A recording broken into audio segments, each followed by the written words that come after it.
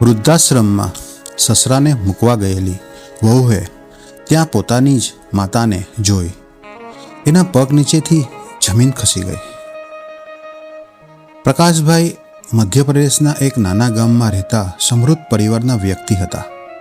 તેમનું જીવન ત્યાં સુધી સુખી અને ખુશહાલ હતું જ્યાં સુધી તેમની પત્ની નિર્મલાબેન તેમની સાથે હતા. નિર્મલાબેન તેમના જીવનનો આધારસ્તંભ હતા.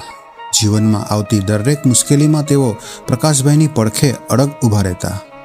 પરંતુ 5 વર્ષ પહેલાં ગંભીર બીમારીને કારણે તેઓ આ દુનિયા છોડીને ચાલ્યા ગયા. પત્નીના અવસાન પછી પ્રકાશભાઈનું ઘર જાણે સૂના આંગણાની જેમ નિર્જન બની ગયું. છતાં તેમણે ક્યારેય કોઈ ફરિયાદ કરી નહીં. તેમને પૂરો વિશ્વાસ હતો કે તેમનો દીકરો રોહિત અને વહુ રાખી તેમને ક્યારેય એકલા નહીં છોડે. આખરે તેમણે પોતાના દીકરાના ભવિષ્ય માટે આખી જિંદગી મહેનત કરી હતી. પોતાની દરેક ઈચ્છા ત્યજીને રોહિતને ભણાવ્યો હતો જેથી તે મોટો માણસ બની શકે. પરંતુ સમય જતાં પરિસ્થિતિ બદલવા લાગી. દીકરા અને વહુની પ્રાથમિકતાઓ બદલાઈ ગઈ. ઘરમાં નાની નાની વાતે ઝઘડા થવા લાગ્યા. રાખી અવારનવાર કહેતી, બાપુજી આખો દિવસ ફક્ત બેસી જ રહે છે, કોઈ કામ કરતા નથી, ફક્ત ખર્ચો જ વધારે છે. રોહિત પણ ગુસ્સામાં બોલી ઉઠતો, તમે થોડું ઘરનું કામ કેમ નથી સંભાળતા? જ્યારે જુઓ ત્યારે પડી જાઓ છો અને પછી શરીરમાં વાગ્યું છે એમ કહીને બેસી રહો છો. આ શબ્દો પ્રકાશભાઈના હૃદયને રોજ થોડું થોડું તોડી નાખતા હતા. છતાં તેઓ બધું સહન કરતા. તેઓ મનને સમજાવતા કે કદાચ આવતીકાલે વધુ સારી હશે. પરંતુ એ આવતીકાલ ક્યારેય આવી નહીં. એક દિવસ સવારે ઘરમાં ફરીથી ઉગ્ર ઝઘડો શરૂ થયો. પ્રકાશભાઈ શાંતિથી પોતાના રૂમમાં ગયા. તેમણે પોતાની જૂની બેગ બહાર કાઢી અને તેમાં 2-3 જોડી કપડાં મૂક્યા અને પછી નિર્મલાબેનનો ફોટો હાથમાં લીધો. ભીની આંખે ધીમેથી બોલ્યા, નિર્મલા, તું તો મને પહેલેથી જ એકલો મૂકી ગઈ હતી, પરંતુ આજે તારા દીકરાએ પણ મારો સાથ છોડી દીધો. તેમણે આંખોમાં આંસુ લૂછ્યા અને પોતાના જૂના મિત્ર શ્યામભાઈને ફોન કર્યો. શ્યામભાઈ પહેલેથી જ એક વૃદ્ધાશ્રમમાં રહેતા હતા. ભારે અવાજે પ્રકાશભાઈ બોલ્યા, શ્યામભાઈ, હવે હું પણ ત્યાં રહેવા આવું છું. રોજ રોજનું અપમાન હવે સહન થતું નથી. એ દિવસે પ્રકાશભાઈ સમજી ગયા કે હવે આ ઘર તેમનું રહ્યું નથી. તેમણે પોતાની બેગ અને નિર્મલાબેનનો ફોટો લીધો અને ઘર છોડીને વૃદ્ધાશ્રમ તરફ નીકળી ગયા. ગલીના નાકે પહોંચીને તેમણે છેલ્લીવાર પોતાના ઘર તરફ ફરીને જોયું, પરંતુ ન તો દીકરાએ તેમને રોકવાનો પ્રયત્ન કર્યો અને ન તો વહુએ. બંને પોતાના રૂમમાં આરામથી ચા નાસ્તો કરવામાં વ્યસ્ત હતા. પ્રકાશભાઈ ધીમે ધીમે વૃદ્ધાશ્રમ પહોંચ્યા. ગેટ પાસે ઊભેલા એક કર્મચારીએ તેમને જોયા અને ખૂબ જ આદરપૂર્વક અંદર લઈ ગયો. અંદરનું દ્રશ્ય જોઈને પ્રકાશભાઈ થોડા સમય માટે અટકી ગયા. બગીચામાં કેટલાક વડીલો ફરી રહ્યા હતા. કોઈ અખબાર વાંચી રહ્યો હતો, કોઈ શાંતિથી બેઠો હતો, તો કોઈ હસતા રમતા વાતો કરી રહ્યા હતા. આ બધું જોઈને તેઓ આશ્ચર્યચકિત થઈ ગયા. જેઓને પોતાના જ ઘરમાં તિરસ્કાર અને ઉપેક્ષા મળી હતી, એવા લોકો અહીં પરિવારથી દૂર રહીને પણ પરિવાર જેવી હૂંફ અને શાંતિ અનુભવી રહ્યા હતા. ધીમે ધીમે પ્રકાશભાઈની દિનચર્યા બદલવા લાગી. સવારે સૌ સાથે યોગ અને પ્રાણાયામ, બપોરે સામૂહિક ભોજન અને સાંજે બગીચામાં ફરવાનું. ઘરમાં જ્યાં દરેક ગ્રાસ સાથે અપમાનનો ઘૂંટડો પીવો પડતો હતો, ત્યાં આશ્રમમાં દરેક ક્ષણ શાંતિ અને આત્મીયતાનો અનુભવ કરાવતી હતી. પરંતુ રાત્રે જ્યારે બધા પોતપોતાના રૂમમાં જતા રહેતા, ત્યારે એકલતા ફરી તેમને ઘેરી લેતી. એ સમયે તેઓ નિર્મલાબેનનો ફોટો બહાર કાઢતા અને ધીમે ધીમે તેની સાથે વાતો કરતા. ભીની આંખે તેઓ કહેતા, જો નિર્મલા, અહીં બધા લોકો મને પોતાના માણસની જેમ સાચવે છે, પરંતુ તારી ખોટ આજે પણ કોઈ પૂરી કરી શકતું નથી. આટલું બોલતા જ તેમની આંખો ફરી છલકાઈ જતી અને નિર્મલાબેનનો ફોટો આંસુઓથી ભીંજાઈ જતો. થોડા દિવસો પછી વૃદ્ધાશ્રમની બહાર એક કાર આવીને ઊભી રહી. કારનો અવાજ સાંભળતા જ ત્યાં રહેતા બધા વડીલો ઉત્સુકતાથી ગેટ તરફ જોવા લાગ્યા, કારણ કે મોટાભાગે આવી ગાડીઓ કોઈ નવા તજેલા વૃદ્ધને અહીં મૂકવા આવતી હતી. કારમાંથી પહેલા એક યુવાન નીચે ઉતર્યો. ત્યારબાદ તેને લગભગ 65 વર્ષની એક વૃદ્ધ મહિલાને સહારો આપીને બહાર ઉતારી. મહિલાએ માથે સાડીનો છેડો ઓઢેલો હતો. થાક, દુઃખ અને નિરાશાએ તેમનો ચહેરા પર ઊંડી રેખાઓ કોતરી દીધી હતી. તેમની સાથે આવેલી એક સ્ત્રીએ તેમના હાથમાં એક નાની બેગ આપી, 2-4 ઔપચારિક શબ્દો બોલ્યા અને તરત જ કારમાં બેસીને ચાલી ગઈ. વૃદ્ધ મહિલા થોડો સમય સુધી જતી કારને નિઃશબ્દ જોતી રહી. પછી આંખોને આંસુ લૂછીને ભારે મનથી આશ્રમની અંદર પ્રવેશી ગઈ. પ્રકાશભાઈ તે સમયે આંગણામાં બેઠા હતા. જેવી તેમની નજર તે મહિલા પર પડી, તેમનું મન અચાનક ચમકી ઉઠ્યું. તેમને લાગ્યું કે આ ચહેરો ક્યાંક જોયેલો છે. તેમણે ધ્યાનથી જોવાનો પ્રયત્ન કર્યો, પરંતુ ઉંમર અને સમયની ધૂંધળી યાદોને તેમણે સ્પષ્ટ ઓળખવા દીધા નહીં. બીજી તરફ તે મહિલા પણ જાણે તેમને ઓળખી લીધા હોય એમ તરત જ પોતાનો ચહેરો સાડીના છેડાથી ઢાંકી દીધો અને સીધી મહિલા વિભાગ તરફ ચાલી ગઈ. બાજુમાં બેઠેલો એક વૃદ્ધ લાંબો શ્વાસે છોડતા કહ્યું, આજે ફરી એક વખત માતાની મમતા હારી ગઈ. કોઈ દીકરો પોતાની જ માએ અહીં મૂકી ગયો. આ શબ્દો સાંભળીને પ્રકાશભાઈનું મન ભારે થઈ ગયું. તેમની નજર વારંવાર તે મહિલા તરફ જતી હતી. મનમાં સતત એક જ પ્રશ્ન હતો, આ કોણ હશે અને મને કેમ ઓળખાણની લાગે છે? કેટલાક દિવસો વીતી ગયા. એક સવારે પ્રકાશભાઈ બગીચામાં ફરતા હતા. ત્યાં તેમણે એ જ મહિલાને છોડને પાણી આપતા અને બગીચાની સંભાળ રાખતા જોઈ.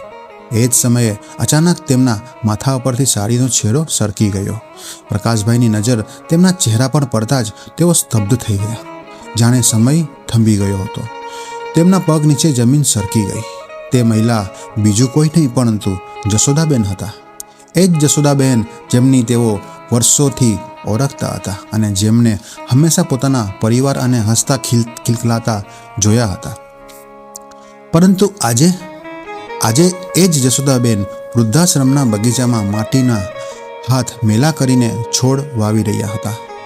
તેમના ચહેરાની ચમક ક્યાંક ખોવાઈ ગઈ હતી. આંખોમાં ઊંડી ઉદાસી હતી અને હોઠો પર વર્ષોથી વસેલું મૌન સ્પષ્ટ દેખાતું હતું. પ્રકાશભાઈ થોડા સમય નિઃશબ્દ ઊભા રહ્યા. પછી ધીમે ધીમે તેમની પાસે જઈને બોલ્યા, જશોદાબેન, ખરેખર તમે જ છો? મેં ક્યારેય વિચાર્યું પણ નહોતું કે તમને અહીં જોઈશ. જશોદાબેન એકદમ ગભરાઈ ગયા.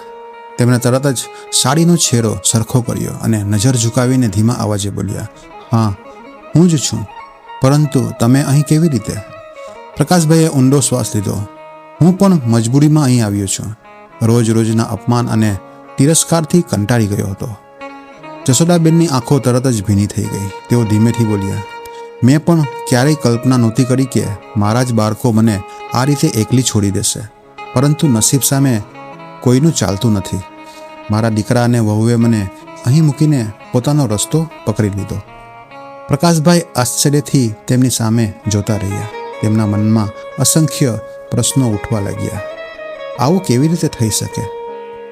તમે તો હંમેશા તમારા પરિવારની ખુશીઓની જ વાતો કરતા હતા. જશોદાબેને આંખોના આંસુ લૂછતા કહ્યું, થોડા મહિના પહેલાં સુધી બધું સારું હતું. હું વહુને ઘરકામમાં મદદ કરતી, દીકરાને સમયસર જમાડતી અને પૌત્રીઓની સંભાળ પણ રાખતી. થોડો વિરામ લઈને તેઓ ફરી બોલ્યા, પણ ધીમે ધીમે વહુને હું બોજ લાગવા લાગી. તે કહેતી કે હું જૂના વિચારો ધરાવું છું, દરેક કામમાં દખલ કરું છું. થોડા સમય પછી દીકરાને પણ તેની વાતો સાચી લાગવા લાગી. તેમનો અવાજ કંપી રહ્યો હતો. એક દિવસ દીકરાએ કહ્યું કે અમારે તમને તીર્થયાત્રાએ મોકલવા છે. હું ખૂબ જ ખુશ થઈ ગઈ. મને લાગ્યું કે ઘડપણમાં ભગવાનના દર્શન થશે. તેમણે આંખો બંધ કરી 2 ટીપા ગાલ પર લપસી પડ્યા. પણ એ તીર્થયાત્રા નહોતી. એ તો મારા જીવનની સૌથી મોટી છેતરપિંડી હતી. તેઓ મને અહીં મૂકી ગયા અને પછી ક્યારેય પાછા ફરીને પણ ન જોયું. આ સાંભળીને પ્રકાશભાઈની આંખો પણ ભીની થઈ ગઈ. તેમણે મનમાં કહ્યું, હે ભગવાન, સંતાન આટલું નિર્દય કેવી રીતે બની શકે? જશોદાબેન ધીમેથી બોલ્યા, લાગે છે કે આ સમયમાં માં બનવું જ સૌથી મોટો ગુનો છે. 9 મહિના કોખમાં રાખ્યા, વર્ષો સુધી ઊંઘ અને આરામનો ત્યાગ કરીને ઉછેર્યા, અને આજે એ જ સંતાનો માટે હું પરાઈ બની ગઈ. થોડી ક્ષણ મૌન છવાઈ ગયું. પછી તેઓ હળવું સ્મિત કરીને બોલ્યા, હવે મને લાગે છે કે આ આશ્રમ જ મારું સાચું ઘર છે. અહીં ઓછામાં ઓછું કોઈ ખોટો પ્રેમ બતાવીને દગો તો નથી આપતું.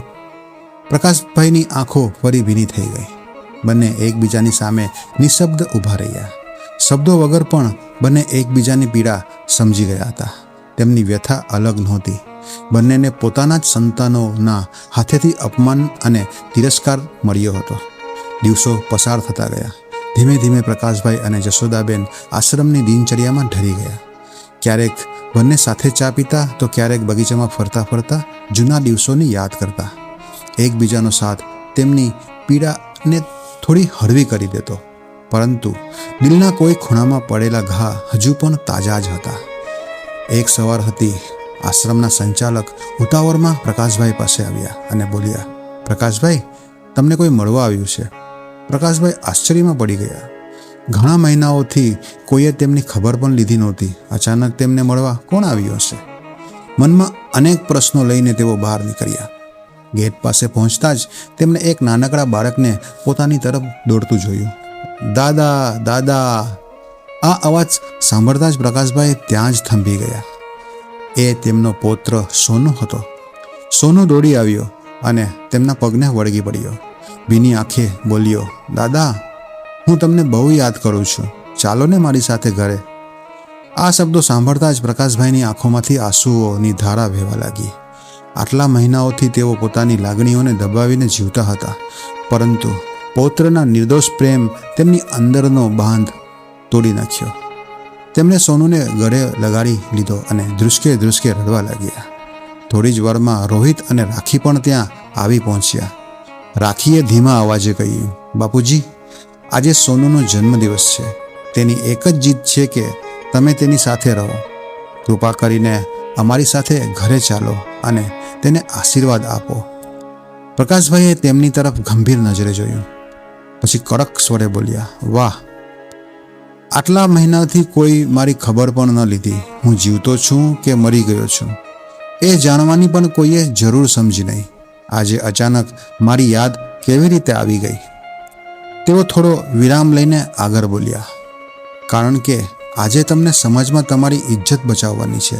સગા સંબંધીઓ પૂછશે કે બાપુજી ક્યાં છે, એટલે મને બોલાવવામાં આવ્યા છે, ખરું ને? આ શબ્દો સાંભળીને રોહિતનું માથું શરમથી ઝૂકી ગયું. તે ધીમેથી બોલ્યો, બાપુજી, અમારી મોટી ભૂલ થઈ ગઈ, પરંતુ આજે સોનુની ખુશી માટે એકવાર અમારી સાથે ચાલો. જો તમે નહીં આવો તો તેનું દિલ તૂટી જશે. પ્રકાશભાઈનું મન બે ભાગમાં વેચાઈ ગયું. એક તરફ વર્ષોનું અપમાન હતું અને બીજી તરફ પૌત્રનો નિર્દોષ પ્રેમ. સોનુ ફરીથી બોલ્યો, દાદા, તમે આવશો ને? પ્રકાશભાઈએ તેના માસૂમ ચહેરા તરફ જોયું. તેમનું કઠોર મન પણ પીગળી ગયું. તેઓ ધીમેથી બોલ્યા, હા બેટા, હું આવીશ, પરંતુ ફક્ત તારી ખુશી માટે. પાર્ટી પૂરી થતાં જ હું ફરી આશ્રમમાં પાછો આવી જઈશ. હવે એ જ મારું ઘર છે. રાખી અને રોહિત ચૂપચાપ ઊભા રહ્યા. કોઈ પાસે જવાબ નહોતો. સાંજે બધા ઘરે પહોંચ્યા. આખું ઘર રોશનીથી ઝગમગી રહ્યું હતું.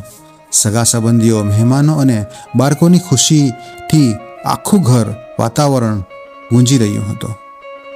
પ્રકાશભાઈ પોતાનું દુઃખને દિલમાં જ દબાવી રાખ્યું. તેઓ હસતા રહ્યા, પરંતુ અંદરથી સતત તૂટી રહ્યા હતા. તેમને વારંવાર એવું લાગતું હતું કે આ ઘરમાં આજે બધાના ચહેરા પર ખુશી છે, પરંતુ મારી જિંદગીના દરેક પાના પર તો માત્ર આંસુઓ જ લખાયેલા છે. સોનુનો જન્મદિવસ ખૂબ જ ધામધૂમથી ઉજવાયો. ઘણા સગા સંબંધીઓ પ્રકાશભાઈ પાસે આવીને પૂછવા લાગ્યા, અરે કાકા, તમે આટલા દિવસો ક્યાં હતા? તમારા વગર તો ઘર સૂનું લાગતું હતું. પ્રકાશભાઈ માત્ર હળવું સ્મિત કરતા રહ્યા. સાચું કહેવાની ઈચ્છા હતી, પરંતુ તેમણે મૌન જ પસંદ કર્યું. રાત પડી. બધા પોતાના રૂમમાં સૂઈ ગયા, પરંતુ પ્રકાશભાઈની ઊંઘ ક્યાં આવવાની હતી? તેમણે નિર્મલાબેનનો ફોટો હાથમાં લીધો. ધીમા અવાજે બોલ્યો, નિર્મલા, આજે આપણા પૌત્ર મને રોકી રહ્યો છે, પરંતુ આપણા જ સંતાનોએ આપેલા ઘા આજે પણ તાજા છે. તેમની આંખો ફરી ભીની થઈ ગઈ. બીજા દિવસે સવારે રાખીએ કહ્યું, ચાલો પપ્પા, તમને ફરી આશ્રમમાં મૂકી આવીએ. તેના ચહેરા પર એક અજીબ પ્રકારની રાહત દેખાતી હતી, જાણે ઘરના માથેથી ફરી એકવાર બોજ ઉતરી જવાનો હોય. પ્રકાશભાઈ બધું સમજી ગયા. તેઓ કંઈ બોલ્યા નહીં, શાંતિથી તૈયાર થયા અને ગાડીમાં બેસી ગયા. સોનુ નિર્દોષ આંખોથી તેમની જોતો રહ્યો. વારંવાર પૂછતો હતો, દાદા તમે પાછા કેમ જાઓ છો? પ્રકાશભાઈએ પ્રેમથી તેના માથા પર હાથ ફેરવ્યો અને કહ્યું, બેટા, જીવનમાં ક્યારેક સત્ય ખૂબ કડવું હોય છે, પરંતુ તું એક વાત હંમેશા યાદ રાખજે, હું તને હંમેશા ખૂબ પ્રેમ કરીશ. થોડા વારમાં જ ગાડી વૃદ્ધાશ્રમ પહોંચી ગઈ. રોહિત પણ પિતાને અંદર સુધી મૂકવા ગયો. પ્રકાશભાઈ ગાડીમાંથી ઉતર્યા, પાછળ ફરીને દીકરાને જોયું અને શાંતિથી બોલ્યા, યાદ રાખજે રોહિત, એક દિવસ તું મને અહીં મૂકી ગયો હતો, પરંતુ આજે હું મારી પોતાની ઈચ્છાથી અહીં રહું છું. હવે આ જ મારું ઘર છે. આટલું કહીને તેઓ અંદર જવા લાગ્યા. એ જ સમયે સામેથી દરવાજામાંથી એક મહિલા બહાર આવી. પ્રકાશભાઈએ તરત જ તેમને ઓળખી લીધા. એ હતા જશોદાબેન. જેમ જ રાખીની નજર જશોદાબેન પર પડી, તેના પગ નીચેથી તો જમીન જ સરકી ગઈ. એ દોડતી તેમની પાસે પહોંચી, માતાના પગમાં પડી ગઈ અને ધ્રુસકે ધ્રુસકે રડવા લાગી. માં, તમે અહીં? તમે મને કહ્યું કેમ નહીં? મને તો ભાભીએ કહ્યું હતું કે તમે તીર્થયાત્રા પર ગયા છો. હું તો કશું જ જાણતી નહોતી. જશોદાબેનની આંખોમાંથી પણ આંસુ વહેવા લાગ્યા. તેમણે દીકરીને ઊભી કરી અને શાંત અવાજે કહ્યું, રાખી, હું તારી માં છું, પણ આ પ્રકાશભાઈ પણ કોઈના પિતા છે. થોડી ક્ષણ રોકાઈ તેઓ આગળ બોલ્યા, જે દિવસે તું પોતાના સસરાનું અપમાન કરીને તેમને વૃદ્ધાશ્રમમાં મૂકી ગઈ હતી, એ જ દિવસે મને સમજાઈ ગયું હતું કે જે સંતાન પોતાના વડીલોનું સન્માન નથી કરતું, તે એક દિવસ પોતાની જ માતાને પણ ભૂલી જશે. રાખીનું માથું શરમથી ઝૂકી ગયું. જશોદાબેન ફરી બોલ્યા, આજે મારા દીકરાએ મારી સાથે એ જ કર્યું. હવે મને તારી માં કહેવાતા પણ શરમ આવે છે. આ શબ્દો સાંભળીને રાખી ફૂટી ફૂટીને રડવા લાગી. તે પ્રકાશભાઈના પગમાં પડી ગઈ. રડતા રડતા બોલી, પપ્પા, મને માફ કરી દો, મારાથી બહુ મોટી ભૂલ થઈ ગઈ. આજે મને સમજાયું કે જેમણે આપણને જન્મ આપ્યા, ઉછેર્યા અને જીવન આપ્યું, તેમને આ હાલતમાં પહોંચાડવાનો આપણે કોઈ અધિકાર નથી. રોહિત પણ હાથ જોડીને ઊભો રહ્યો. ભીની આંખે બોલ્યો, પપ્પા, અમને એક તક આપો. અમે અમારી ભૂલ સુધારવા માંગીએ છીએ. કૃપા કરીને અમારી સાથે ઘરે ચાલો. પ્રકાશભાઈ અને જશોદાબેન એકબીજા સામે જોયું. પછી પ્રકાશભાઈ શાંતિથી બોલ્યા, બેટા, ડગો માણસ એકવાર સહન કરી શકે, વારંવાર નહીં. જશોદાબેને પણ માથું હલાવ્યું. હવે આ આશ્રમ જ અમારું ઘર છે. અહીં અમને માન, શાંતિ અને આત્મસન્માન મળે છે. બાકીનું જીવન અમે અહીં જ વિતાવીશું. રાખી અને રોહિત રડતા જ રહ્યા, પરંતુ પ્રકાશભાઈ અને જશોદાબેન ધીમે ધીમે આશ્રમની અંદર ચાલ્યા ગયા. તેમની આંખોમાં આંસુ હતા, પણ આજે પહેલીવાર તેમના હૃદયમાં શાંતિ હતી, કારણ કે તેમણે પોતાના આત્મસન્માનને બચાવી લીધું હતું. અંતિમ સંદેશ. આ માત્ર પ્રકાશભાઈ અને જશોદાબેનની વાર્તા નથી. આ હજારો એવા માતા પિતાની વ્યથા છે, જેમણે પોતાના સંતાનો અને આખું જીવન સમર્પિત કરી દીધું, પરંતુ વૃદ્ધાવસ્થામાં બદલામાં અપમાન, તિરસ્કાર અને એકલતા મેળવી. યાદ રાખજો, માતા પિતા ક્યારેય બોજ નથી હોતા. તેમનું અપમાન કરતાં પહેલાં એકવાર જરૂર વિચારજો, કારણ કે એક દિવસ આપણે પણ આ જ ઉંમરમાંથી પસાર થવાના છીએ. બાળકોનું કર્તવ્ય માત્ર પોતાની ખુશીઓ સુધી સીમિત નથી. માતા પિતાની સેવા કરવી, તેમનું સન્માન કરવું અને તેમના વૃદ્ધાવસ્થાના દિવસોને પ્રેમથી ભરવા એ પણ એટલું જ મોટું કર્તવ્ય છે. જય શ્રી કૃષ્ણ. તો મિત્રો, તમને વાર્તા કેવી લાગી કોમેન્ટમાં જણાવજો, અને તમે કયા ગામથી આ વાર્તા સાંભળી રહ્યા છો તે પણ કોમેન્ટમાં લખજો. આ વાર્તા સાંભળવા બદલ, જોવા બદલ તમારો આભાર. ચેનલ ઉપર નવા આવ્યા હોય તો ચેનલને સબસ્ક્રાઈબ કરજો, પેજને ફોલો કરજો અને એક લાઈક કરી દેજો.